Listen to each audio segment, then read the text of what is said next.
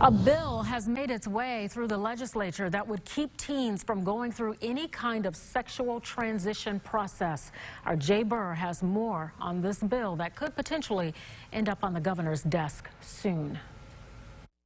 Joanna Brand has a transgendered son and believes these types of decisions are for their family alone. I sought the advice and expertise of medical professionals.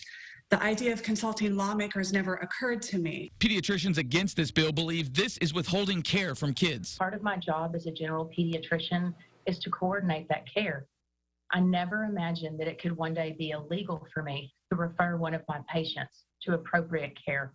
Those who agree with this bill say there are times to utilize puberty blockers and hormone drugs in pediatrics, but the SAFE Act is only for those wanting to transition. This bill simply refers to those who are looking at a gender transition phenomenon. Dr. Grady Crossland says the majority of youth wanting to transition are female and believes they are seeking the affirmation of current culture.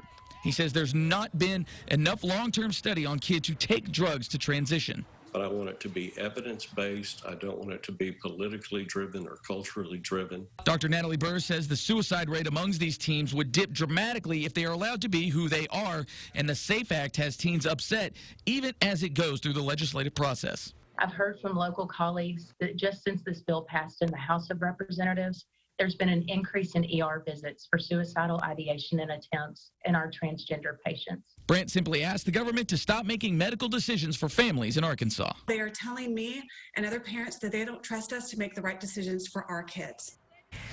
And the ACLU issued a statement today regarding the Arkansas legislature's passage of this House bill. It reads in part, by passing this cruel and discriminatory legislation, Arkansas legislators ignored the pleas of parents, doctors, and trans young people themselves. Make no mistake, denying trans people health care because of who they are is wrong and illegal, and we will be ready to take this fight to court if this bill becomes law.